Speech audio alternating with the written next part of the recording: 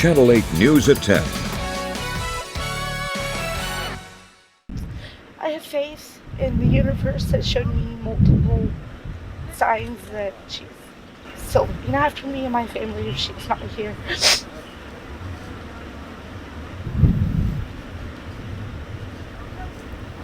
Sorry.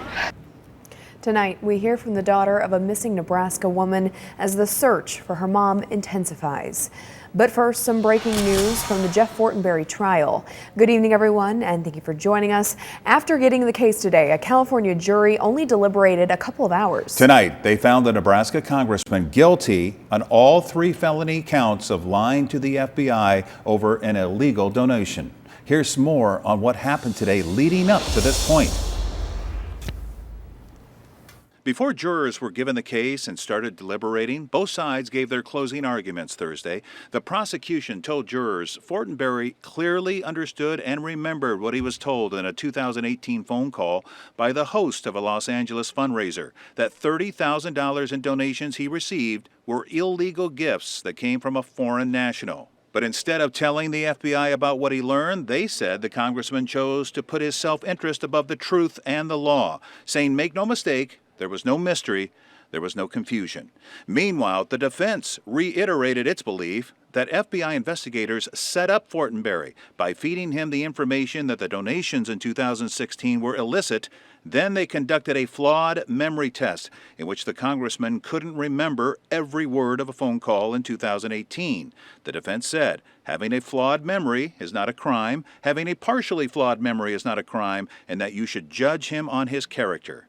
Fortenberry faces up to 5 years in prison on each felony count.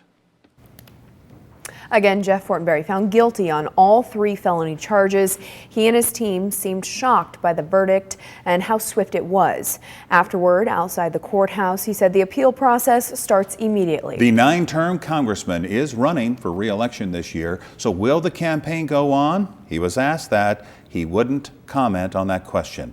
His sentencing date is set for June 28th.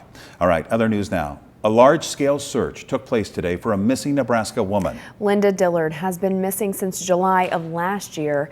Today, the State Patrol expanding the search for her in a wildlife area near Table Rock. Channel 8 photojournalist Anthony DeAgostino was at the scene. There's about 600 acres that we're trying to cover today and over the next 3 days, actually. So there's a massive amount of space that we're trying to clear to see if maybe Linda would still be in this area. I just want everybody to know how thankful that me and my family are that Nebraska State Patrol has put together such a huge search to help us find her and get some resolution today, or hopefully this weekend.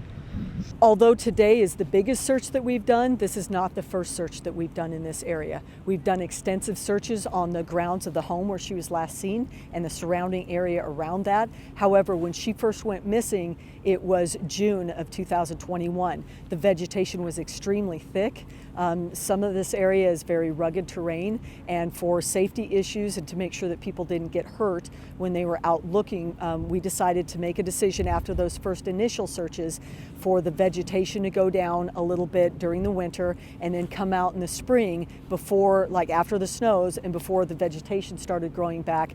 We thought that was the best time for people to actually get their eyes all the way on the ground and be able to look through the trees and see if we could find anything that way. Specifically, as part of our search today, we're looking for things like clothing, bones, skeletal remains, weapons, electronics, and anything else that we might find that we think is pertinent to our investigation. My main priority is being a mother to my children above all, so, it's hard. But it's something that I have to continue to deal with and have hope for. Involved in the operation today are approximately 50 volunteers who are searching on foot. We've brought in 8 human remains detection canines. We've brought in 15 mounted horse patrol who are going to be critical in helping us search this vast area.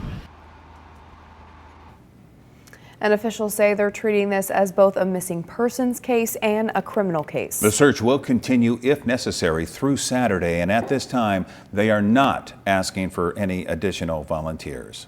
Nebraska television invited all gubernatorial candidates to debate key issues for voters. With the May primary right around the corner, 4 out of the 5 GOP candidates got a chance to tell voters how they stand on some issues. Channel 8's Joseph Nasser has the highlights of tonight's debate. People want to be heard. They want a leader who will listen to them. Everything rises and falls on leadership. Great leadership, great results. GOP candidate Charles Herbster making it clear to voters he views himself as the leader to take on the many issues facing Nebraska, making that case in the absence of Jim Pillen. Competitor Senator Brett Lindstrom referenced his record on cutting taxes. I'm a tax cutter. I've slashed taxes over my years. I'm currently slashing taxes and will continue to do so as governor. And expressed his desire to invest in youth. We need to recruit and retain talent. We need to be competitive. One by one, 4 of the 5 candidates running for the Republican primary answered questions about some of the challenges facing Nebraska. Pillen's absence recognized by some. One decided not to show up and is campaigning from Facebook and spreading lies about candidates. There is another that talks about reducing taxes and bringing business here, yet won't bring their corporate headquarters here. Taxes long an issue in Nebraska. Here's how the candidates would address it. We have to rebuild the entire tax code of the state of Nebraska. First, it does start with cutting spending. But before we can cut spending, we need to know where the money is going and what we can cut. It's imperative to look at property tax first. We can do this by having a private audit group cut the waste and the spending. Another issue discussed, COVID. How did Nebraska handle it? What could have been done differently? Pandemics happen. We need to be proactive in making sure that we already know what we're going to do for the next one, because COVID will not be the last. As governor, my playbook would be the playbook of my good friend Governor Ron DeSantis in Florida. When it comes to mandates, 0 mandates. We will stand up against any type of mandate, both federal and state, and make sure that we are always siding on individual rights and freedoms for all Nebraskans. At the end of the day, different visions, all for one goal, a better Nebraska. As governor, every morning I get up, the number one thing I'm going to do is pray. So many of these cans have been kicked down the road, and we need strong leadership today. My campaign is all about making sure that we're doing the right investments to get the best results. Reporting in Lincoln, Joseph Nasser, Channel 8 News. And the primary election will be held on May 10th. Volunteers and protesters gathered around 48th and O Street this afternoon with one thing in mind, legalizing marijuana here in Nebraska. The Legal Marijuana Now Party hosted a rally this afternoon with hopes to do just that. Channel 8's Danielle Kaiser has more. The Legal Marijuana Now Party hosted the rally Thursday afternoon in a focused effort to send a message to Nebraskan government about cannabis. Their purpose? End marijuana prohibition in the state. Cars honked in support of the cause, supporters even pulling over to sign petitions. It's actually our first rally of the year. This is our first year on the ballot. We're called the Legal Marijuana Now Party. We've been on this corner many times collecting signatures. It took us about 6 years to collect signatures, but we did get our third party called Legal Marijuana Now on the ballot, and we're out here promoting our 3 candidates. The party became officially recognized in May 2021, and in this upcoming election on May 10th, the party is on the ballot for the first time here in Nebraska.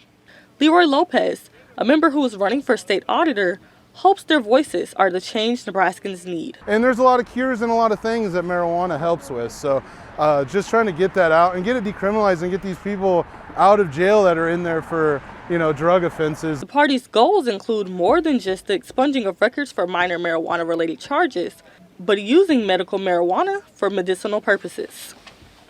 Nebraskans for Medical Marijuana's volunteer Trish Peterson believes this is a difference for those suffering from ailments unresolved at hospitals. 2 of our families had children who had very bad, very serious epileptic seizures this week that went to the ER. It stops their breathing. Every seizure causes a little bit more brain damage. And I'm doing this for the kids, for the families, for the patients, for these guys with PTSD, that this plant can help. And we are one of 2 states in these United States that don't have a medical marijuana program. LMNP plans to change the face of Nebraska's stance on marijuana use, medically and recreationally, through holding local government positions and rallies like these. Reporting in Lincoln, Danielle Kaiser, Channel 8 News. The Legal Marijuana Now Party's next rally will be in Kearney on April 2nd, where they hope to gain more support from across the state to legalize marijuana.